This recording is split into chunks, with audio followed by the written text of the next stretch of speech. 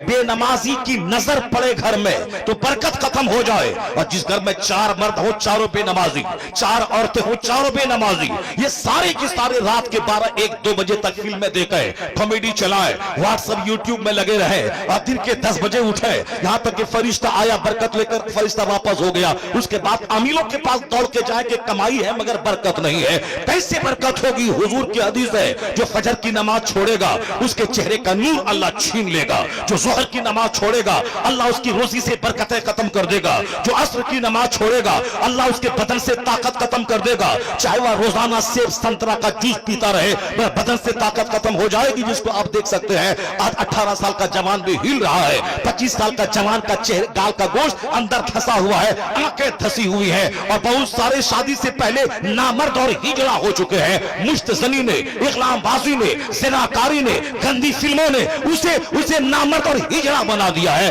دوسرے کا کیا بگاڑے گا؟ جو پبجی گیم کھیلتا ہو، جو گندے مناظر دیکھتا ہو، وہ تو دوسروں کا نقصان تو بعد میں کرے گا، وہ اپنی صحت کا نقصان کرتا ہے، وہ اپنی جوانی کو تباہ کرتا ہے، وہ اپنی مستقبل کو برباد کرتا ہے۔ اس لیے مولوی تیرا دشمن نہیں ہے جو تجھے ان باتوں سے روک کر تجھ سے دشمنی کر رہا ہے۔ مولوی سے بڑا شبھ چنتک دنیا میں کوئی نہیں ہے۔ دوسرے آدمی کو تو گالی دے وہ تجھ سے بدلہ لیتا ہے، دوسرے آدمی کو مارنے کی بات کر وہ تجھ سے بدلہ لیتا ہے، لیکن اس دھرتی پر ایک گروہ ہے مولانا کا، اگر تو بولتا ہے مسجد سے میں نکال دوں گا، مگر یہ جمعہ کے خطاب میں یہ نہیں بولتا ہے جاؤ تو جہنم میں بے وضو نماز پڑھا دوں گا، یہ نہیں بولتا ہے، یہ کہتا ہے تیرے گلے میں جو سونے کا لاکٹ ہے یہ پہننا حرام ہے، یہ جہنم جانے کا ذریعہ ہے، یہ ہاتھ میں جو سونے کی چین ہے یہ پہننا حرام ہے، یہ جو تو ایک وقت کی نماز چھوڑنا حرام ہے، تو اسے بھگانے کی بات کر رہا ہے یا تیرے جنت لے جانے کی بات کر رہا ہے، تو اسے مارنے کی بات کر رہا ہے یہ تجھے حرام و حلال کی بات کر رہا ہے۔ پتہ یہ چلا اصل میں شبھ چنتک خیر خواہ جسے کہتے ہیں،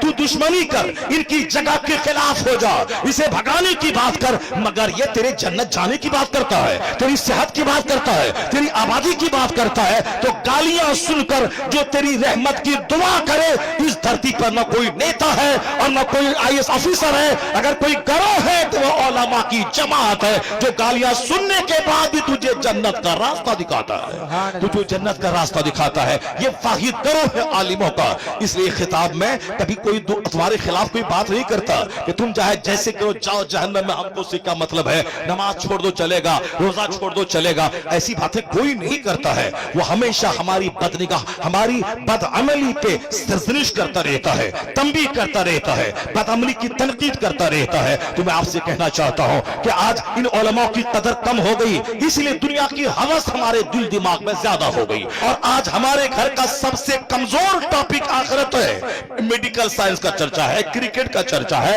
فلم کا چرچا ہے، ڈاکٹر بنانے کا چرچا ہے، الیکشن جیتنے کا چرچا ہے، زمین خریدنے کا چرچا ہے، صاحب شادی بیاہ کا چرچا ہے، اپنی بیٹی کو پڑھا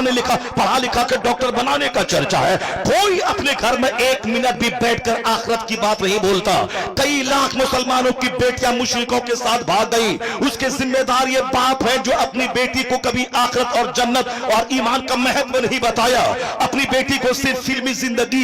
زندگی، مال والی زندگی، آسائش والی زندگی، تو پھر تو وہ آسائش کے چکر میں کافروں کے پاس جانا پڑے، وہ چلی گئی۔ آپ نے کب بتایا ہے کہ اصل میں ایمان سب سے بڑی چیز ہے؟ دنیا ملے نہ ملے اگر ایمان سلامت ہے سب سے بڑا وہ دھنوان ہے۔ دنیا کی زندگی عارضی، فانی اور وقتی ٹیمپرری ہے، اصل دائمی زندگی آخرت کی ہے۔ اگر آپ بھٹی میں پلا دیتے، اگر کوئی دشمن اس کو کہتا کہ 10 لاکھ روپے میں دوں گا تو میری گود میں آ جا، یہ بولتی میں ساری زندگی کنواری رہ جاؤں گی مگر ایمان کا سودا نہیں کروں گی۔ اس لیے ہر ماں باپ پہ لازم ہے کہ انجینئرنگ کی بات بعد میں کرے، میڈیکل سائنس کی بات بعد میں کرے، پولیٹیکل تبصرہ بعد میں کرے، پہلے آخرت اور اسلام اور ایمان کا مہتو بتا دے۔ دنیا میں کچھ ملے گا ملے، اس کا بچہ ایمان لے کے اگر آخرت میں چلا گیا تو سب سے بڑا دھنوان وہی ہے اور سب سے بڑا کامیاب باپ وہی ہے جو بچے کو کچھ دے نہ دے ایمان کی دولت۔